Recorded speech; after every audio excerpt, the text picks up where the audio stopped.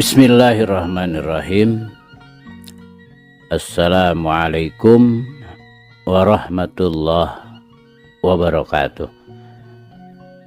Sampurasun.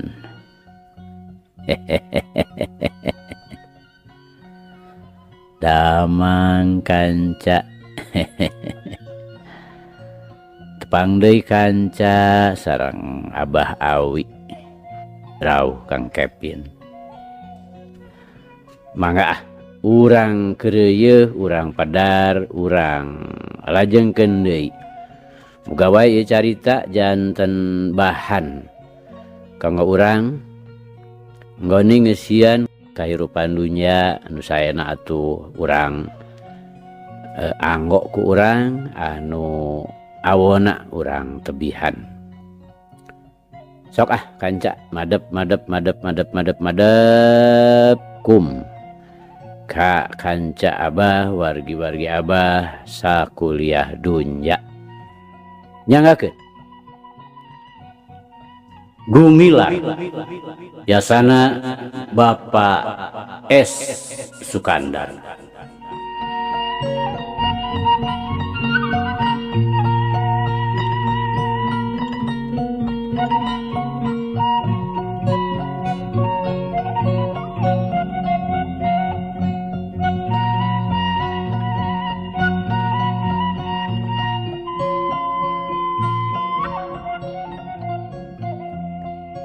Kamari teh kanca parantos dugi ka gajelang belas saat we Gumilar nuturkeun pamajid anu geus ti heula ngajorelat. Tetela nu ngolebat tadi teh hiji jalma anu tacan karuhan lalaki atawa awewena. Nili kana buukna mah anu ngarumbay sarta katembong langsung muru imah aki sidik. Duit kadinya nya kanca. Mangga. Urang lajengkeun.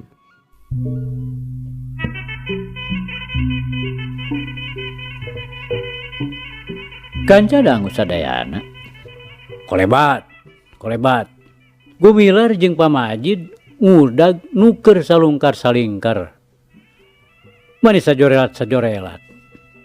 Muruna teh ka imahna aki sidik anu lega buruanana sarta nenggang pernahna. Aya sababaraha tumbak mah antarana ngadadak eta jelema teh mali ka tukang saterusna ngajega ngawangun kuda-kuda pancuh sedengkeun dua leungeunna diangkat aya di luhureun sirahna dampalna meber pahareup-hareup panonna hirup seukeut merong kanu anyar datang paneurieunnana bari disada wik-wikan. Awas ujang. Pamajid ngarandeg rusuh. Bari nahan badana Gumilar anu aya di gigireunana. Sanyana mah sanajan teu ditahan ku pamajid oge, Gumilar geus miheulaan ngarandeg. Ngarasa kaget ku mireungeuh gerakanana eta jalema nu sakitu rancingasna. Nyaho yen dirina keur aya nu nguntit nuturkeun. Padahal antarana teh masih keneh anggang naker. Komo mun diingetkeun kana gerakan manehna jeung pamajid teh pan teu pisan ngaluarkeun sora. Geus tege dina hate Gumilar yen ieu jelema teh tingkat elmuna geus ka cidaluhurna. Jabati eta nu matakeung teh eta ku ngaluarkeun sora wik-wikan sagala. Nepi ka sakedapan mah punduk Gumilar muriding ngajeuwid.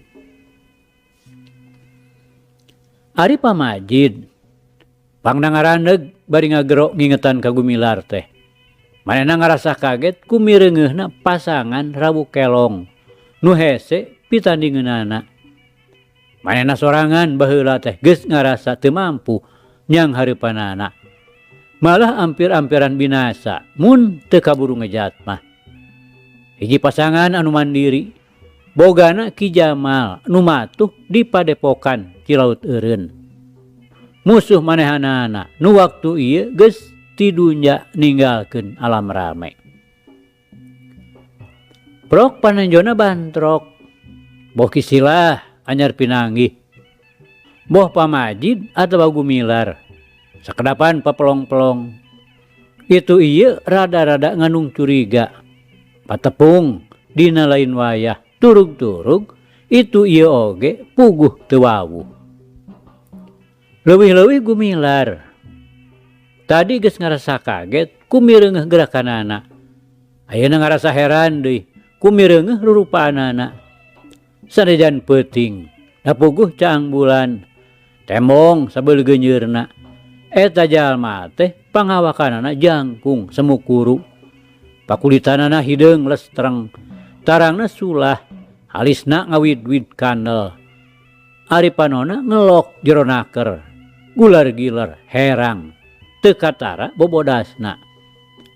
Irungna jauh nyolocos ka hareup, semu melengkung bengkung, miyuni pamatuk ekek. Bibir duana kandel, untuna tonggar, ronghok, teu beda we ti sihung. Gadona ngaleungit cadokna, bukna wid-wid kawas rigen, ari ceulina rebing, teu beda we ti ceuli kelenci. Kulit beungeutna hebat, mata kukurayeun bulu punuk, darekok gericu, teu beda we ti sesakuris. Ngintip kaula. Pah. Manehna nanya bari cumiduh. Kuda-kudana can robah. Taya bayana baraya. Kaula mah rek ka Pasidik. Pamajid hati-hati naker ngajawabna. Naonan Andika? Manehna nanya deui nyewot. Mitra kaula. Ari Andika naonnya sejak lumantung lain waktuna, lumampah lain mangsana. Kawas-kawas anu lain samanea. Pamajid malik nanya. Samaksudnya Andika. Kan kaula mah lain barayana. Mun tadi sebut sawarikna. Tembana tandas. Nah saha Andika teh. Pamajid ayeuna mah geus ngarti rek naon ieu jelema teh maksudna. Cacing cau nu teu nyaho ka kaula mah. Tapi teu naon. Kaula nerangkeun maneh. Tapi jawab heula pananya kaula. Nyaho Andika ka Cibogok? Nyapuguh we. Urang Cikoneng. Pamajid bari taki-taki ayeuna mah. Kaula guruna. Pokna bari nepak dadana. Leungeun nu sabelah mah masih keneh ranggah. Horeng ieu jelema teh pamurtala nu memang geus ngabogaan angen-angen teu hade. Boh ka Pasidik, boh ka Pamajid. Memeh pok Pamajid nyarita deui. Imah Ki Sidik nu memang anggang keneh ngadadak ngagebrai. Pantona muka katempo kacaangan ku cahaya damar cempor di tengah imah. Aki Sidik norojol katepas. Teu lila kadenge gorowokna. Teu hade, saya mah dibawa ngobrol di buruan, Ki Majid. Anggur hiap, bawa ka dieu ka jero. Iya teh nu ngaran Majid. Urang Cibalieur. Kabeneran atuh. Ceuk pamurtala bari nurunkeun dua leungeunna. Ayo atuh Majid, geuning itu Sidik nu ngajakan ka jero. Tetela ngaran teh Saluyu jeung pangawaruhna. Waspada permana tinggal. Awas naker sanajan kahalangan ku anggang ge. Pamurtala seuri ngahehe. Ku ngadenge ngaran si bongkok disebut-sebut. Lain bae Pamajid nu ngaranjug teh. Tapi gumilar oge sarua deui pada reuwas. Kawas-kawas bakal aya kejadian nu teu beres ya. Teu sangka. Perkara nu ti heula aya patual patalina jeung si bongkok teh. Nya kudu aya we gantar kakaitanana. Cek gerentesna hate gumilar. Jerelat. Pamurtala nyamperkeun ka Aki Sidik, dituturkeun ku Pamajid jeung gumilar. Memeh ungah kana golodog, Pamurtala nanya heula. Wah, teu salahnya. Andika nu ngaran Sidik tah? Bener kaula. Ngen we ka jero. Moal alamat. Cek Aki Sidik bari mesem. Kalacet Pamurtala kana golodog, bus asup ka jero nuturkeun Aki Sidik. Gek manehna diuk teu jauh ti lawang bari sila tutug. Pamajid jeung gumilar oge blas-blus arasup dariuk deket Aki Sidik. Bari hatena teu luput ditapuk ku tanda tanya. Rek naon pikarepeun ieu jelema nu sabenerna. Kisilah teh saha teh ya. Nu ti mana? Oge naon pemaksudan? Gancang ditanya sotenan ku kaula. Bisi bener Andika aya kepentingan. Aki Sidik nanyana geus teu make basa lemes deui. Tapi ari leungeunna mah teu burung diasongkeun ngajak sasalaman. Lanan Sidik. Pamurtala teu daekeun hampanan leungeun Aki Sidik anu nyolongkrong. Memang kaula kudu nikukur heula supaya Andika puguh nyang hareupanana. Nu nyebut mah cenah ngaran kaula teh Murtala. Urang kandang besi. Uruna si Wongkok. Tah, kusakitu ge meureun Andika teh geus cukup ngarti kumaha maksud kaula pangna datang ka hareupeun Andika. Ceuk Pamurtala bari edeg curugna pepeta jeung sungutna meni racleng ciduh ngura. Nepi ka kapaksa we Aki Sidik rada mundur sieunun kaceretan ku ciduhna. Kutaan teh guruna si Bongkok. Aki Sidik males nanya bari ngagelenyu. Ngaran Andika teh Murtala. Paingan atuh sakieu hebatna ari urang kana ngusi mah. Nyebutkeun hebat so teh kana rupana. Nu teu beda we ti jurig kuris. Rupa si Bongkok geus sakitu matak saremna.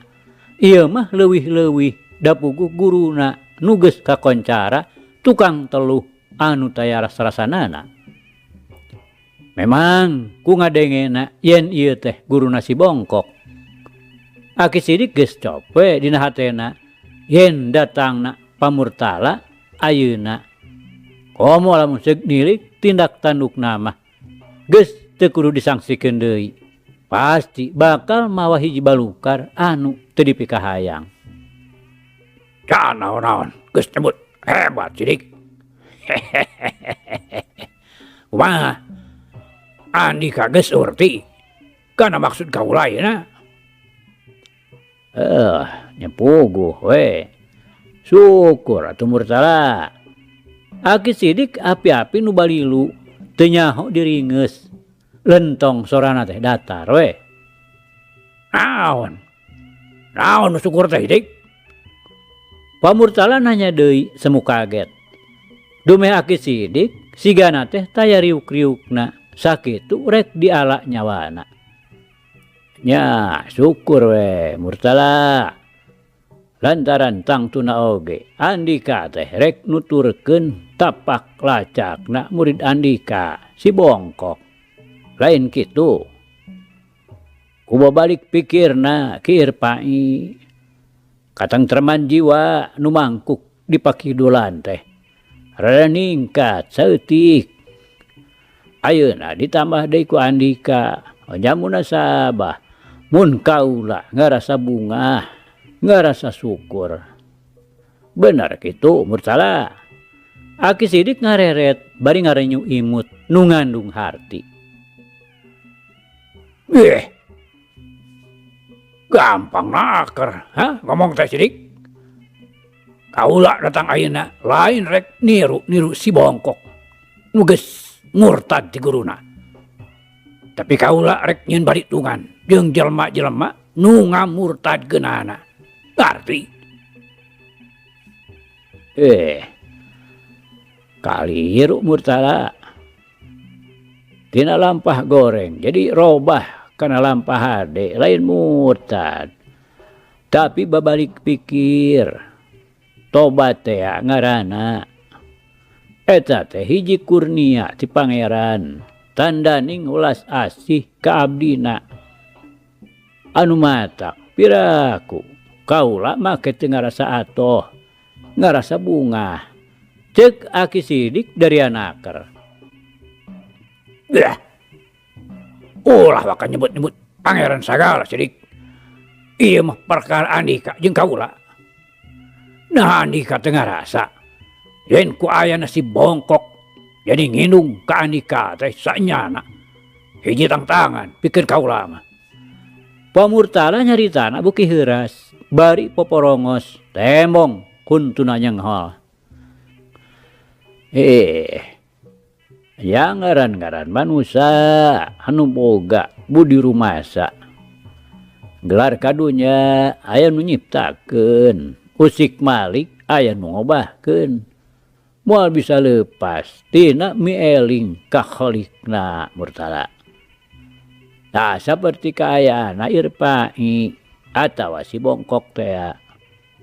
Babalik pikirna teh samata-mata lantaran hidayah ti pangeran. Cingan di lebah mana jadi tangtanganana pikeun Andika murtala. Aki Sidik sabisa-bisa hayang ngayakinkeun pamurtala. Tapi Andika ngalantaran keunana. Ulah poe Sidik.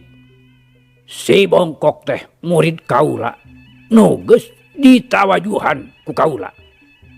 Akhir-akhir jadi ingkar sasatna nu nyieunkeun ilmu kaula tina dirina si bongkok.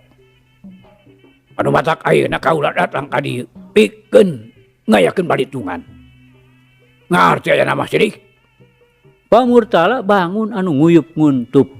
Ngomongna nya heuras nya teuas. Alah manan batu. Alah sanes tangapeun panik. Hiap jeung kaula rek ngayakeun balitungan mah. Lawanan ye si Majid murtala. Pa Majid nu ti tadi bareng jeung Gumilar nyaksian nu adu renyom. Geus mimiti leungit kasabaranana. Bari nepak dadana manehna nguniang cengkat beungeutna beureum ngembang wera. Sedangkan huntuna kadenge kekerot tandaning geus kacida nafsuna. Sabar Majid tahan heula. Deu hade ngagugu nafsu ngumbar amarah.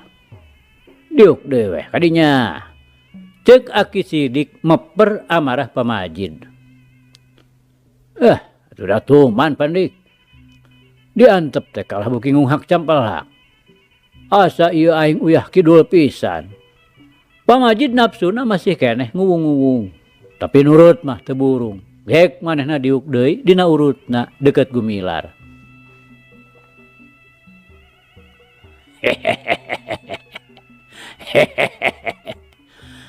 Gede hate eta urang Cibalieur teh. Hek Majid.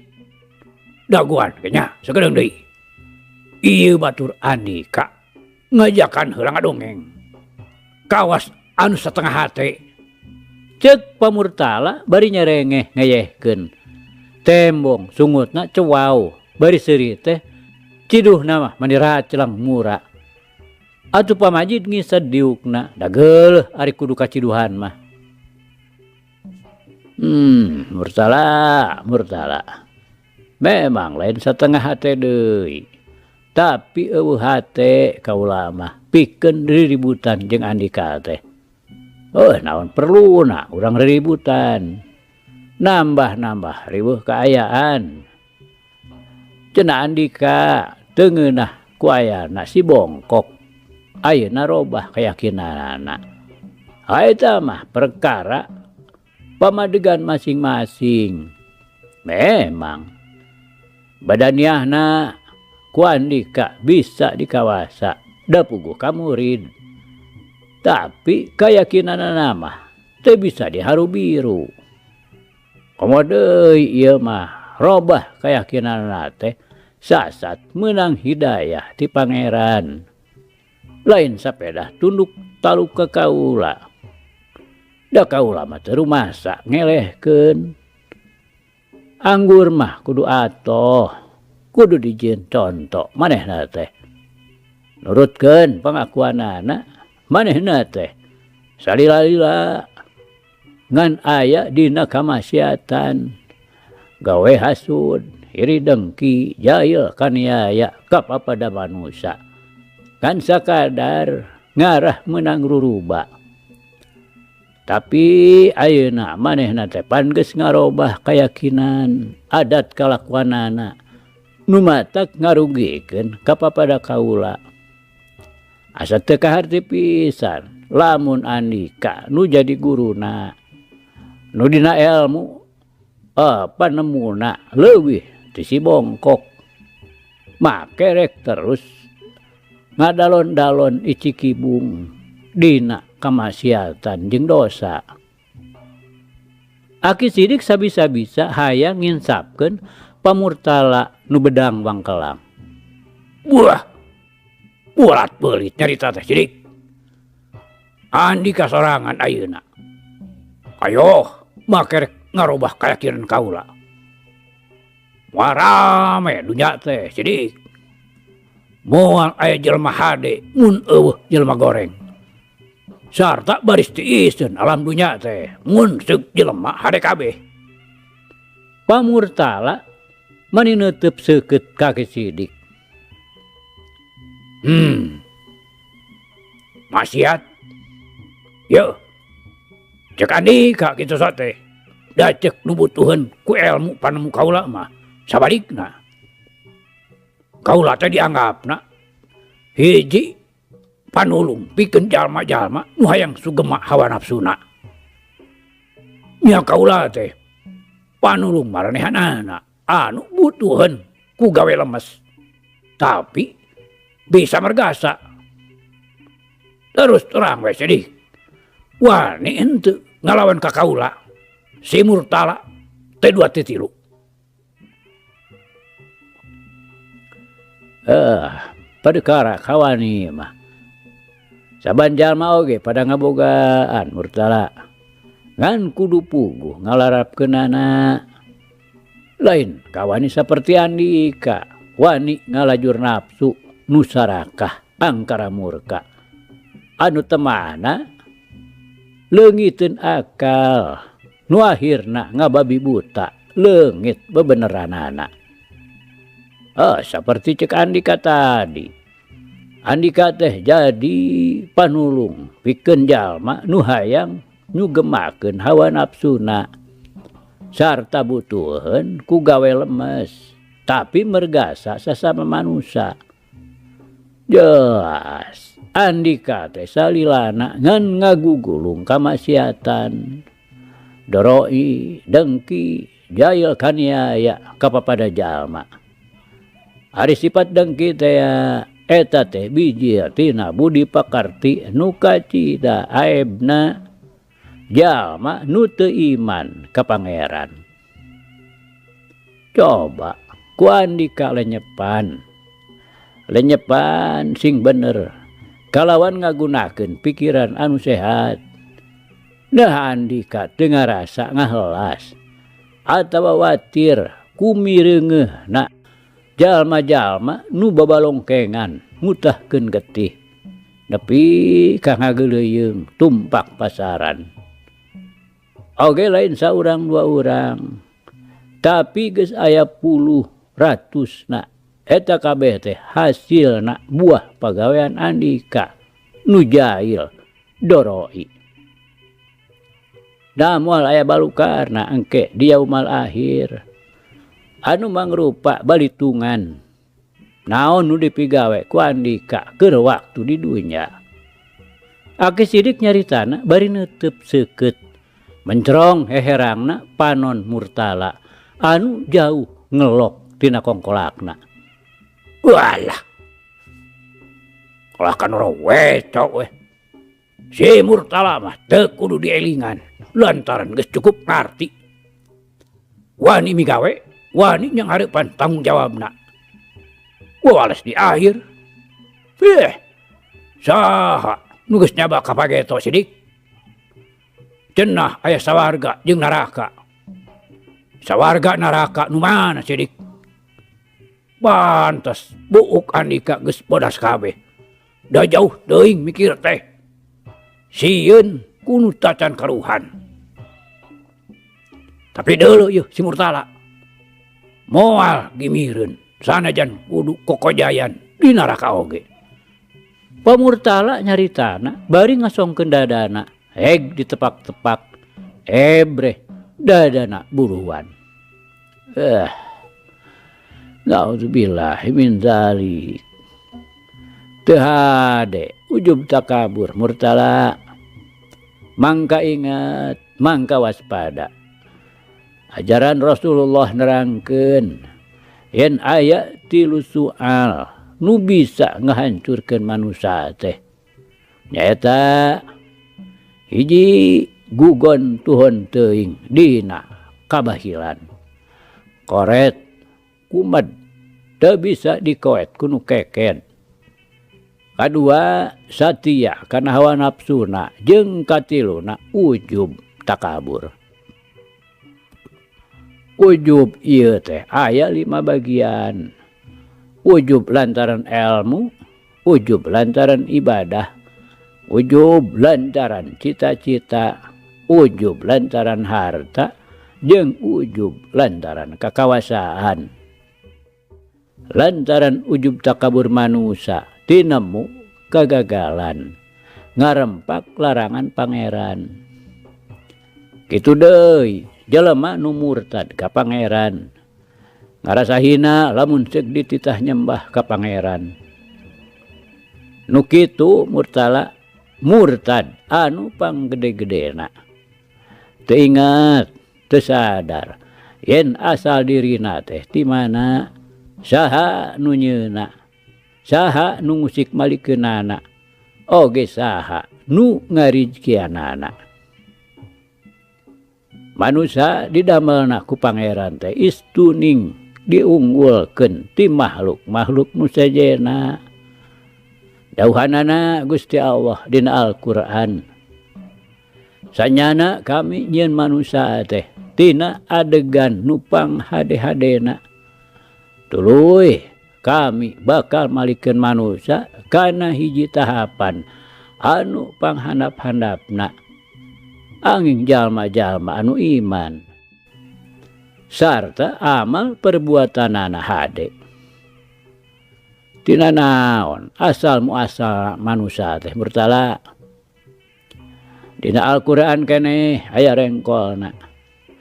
Gusti Allah anu ngahadekeun kana sakabeh barang anu didamelna jeung ngamimitian ngadamel manusia tina taneuh. Saterasna Gusti Allah ngadamel turunanana manusia. Manusia teh tina mani nyaeta cai anu geuleuh keumeuh atawa hina. Ku kituna na pantes urang ayeuna make boga rasa ujub jeung takabur Murtala. Padahal dawuhanana keneh Gusti Allah natrat. Tepati-pati kami ngajadikeun jin jeung manusia anging maranehanana supaya nyarembah ka kami. Nyembah ka pangeran dina harti ngajalankeun parentahanana jeung nyegah kana sakabeh laranganana Murtala. Saluyu dawuhanana keneh kudu aya di antara maraneh nu salilana ngajak-ngajak kana kahadean jeung marentah kana jalan nu lempeng bener sarta daek nyegah dina sagala kagorengan. Jalma nu kitu kalakuan teh istuning jalma-jalma nu kacida bagjana. Ceuk Aki Sidik nyaritana dari apisan.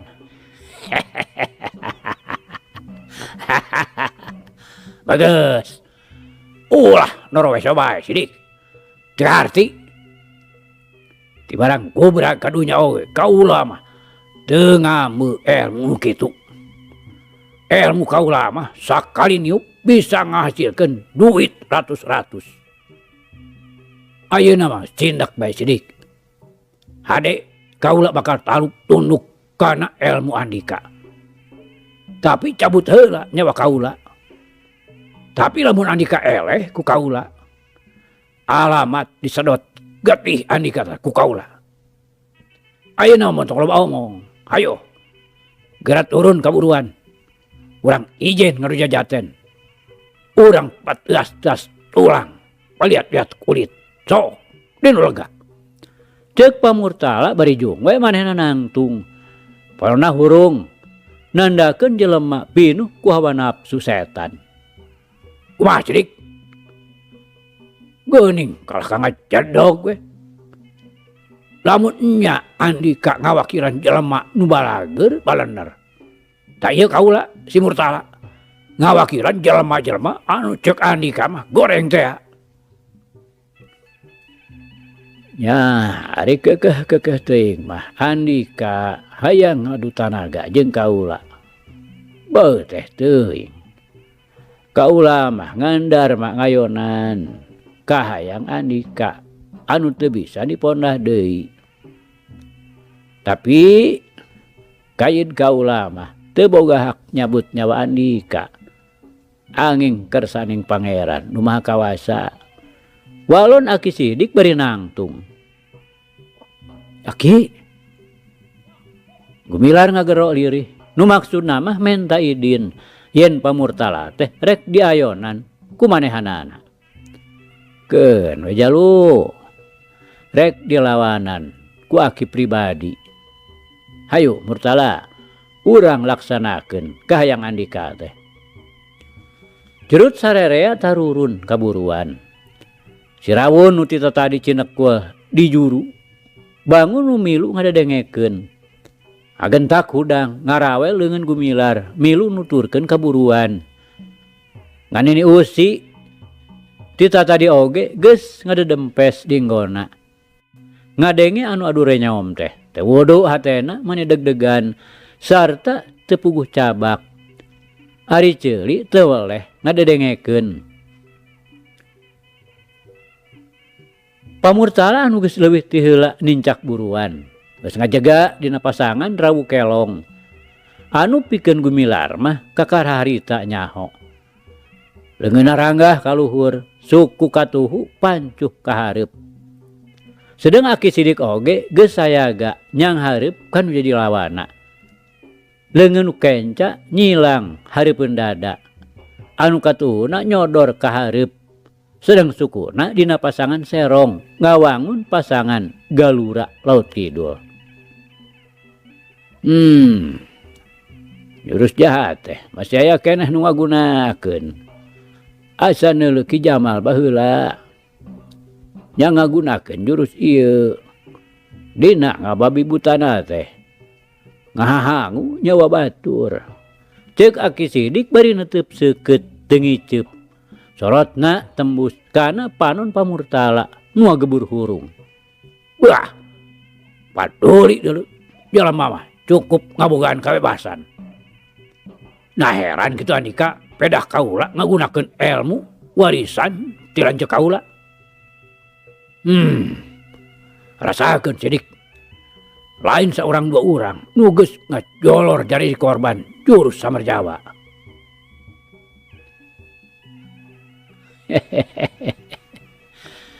Nah dikira kaula gimir kitu Murtala. Manusia nu ngabahayakeun saperti Andika sakuduna gancang-gancang dihancurkeun supaya henteu nimbulkeun korban balukar kalakuan Andika anu kacida jahatna tur taya ras-rasanana. Aki Sidik nembongkeun peta pinuh ku kawani. Pacingan sia. Pamurtala ngagero pinuh nafsu. Kalawan dina gerakan nu kacida kesitna, Pamurtala ngolebat narajang ka Aki Sidik bari luncat ngagunakeun leungeun kencana dipake ngababuk pueuh ceuli. Sedeng leungeun katuhuna ngangkang minangka cadangan. Aki Sidik ngaranjug kaget lantaran karasa sambran angina nu ngahiuk ngahayap panas. Rikat Aki Sidik maju salengkah ka hareup bari meupeuh. Tapi memang tenggelan Pamurtala ku leungeun kenca teh mangrupa pancingan. Sakilat manehna narik leungeun kencana sarta sakilat deui ngasupkeun tenggelan katuhuna nu matak mateni. Aki Sidik dina kuda-kuda eta keneh nakis ku leungeun anu katuhu. Tuh. Itu ieu hayang mecak tanaga jeung kekuatan. Baru karena tina dua leungeun diadu pada mundur sababaraha lengkah. Pamurtala memang lain jelema jore-jore. Ngarasa panarajangna gagal manehna ngolebat narajang deui nu ngadua kalian. Tenggelanana ngan sakolebat nepi ka teu bisa katuturkeun ku Gumilar mah. Tapi pikeun Aki Sidik anu memang hiji lawan anu tangguh kuat. Sanajan bener manehna teh katitih tangtungan jeung kasurung ku umur. Kalawan tapis dina gerakan nu kacida cepetna nyaruaan gerakan musuhna. Sarta dina males narajang teu eleh hebat sarta matak ngabahayakeun lantaran gerakanana bener-bener ngagalura hese di teunggeulna.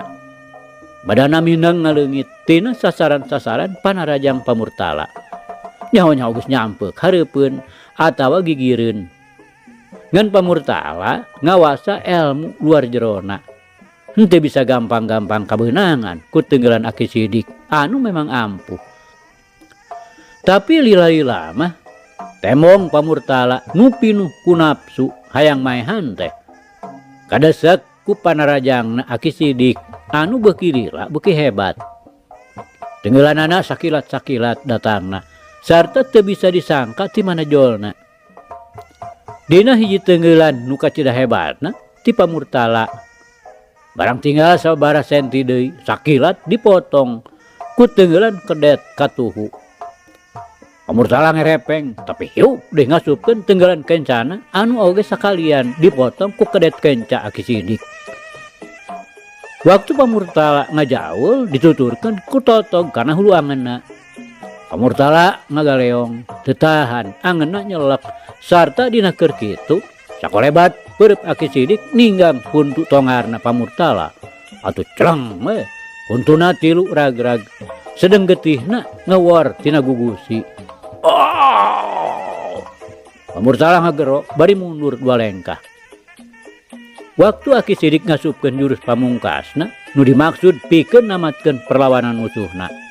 Kalawan teu disangka-sangka Pamurtala luncat kacida luhurna. Dina nincakna deui kana taneuh manehna geus nabar bedogna. Anu saterusna narajang kebat ka Aki Sidik anu datangna bedog teh sajorelat-sajorelat. Aki Sidik anu memang lemor teu ieu ngarasa keder. Sanajan musuhna ayeuna geus ngagunakeun pakarang. Kalawan tabah tegedag bulu salamar manehna ngayonan panarajang lawan nu beuki lila beuki hebat ngabahayakeunana. Gerakanana teu beda we ti kilat sajorelat kurang narancingas mah henteu dina waktu nu sagedeung oge Aki Sidik kudu geus ngababatang.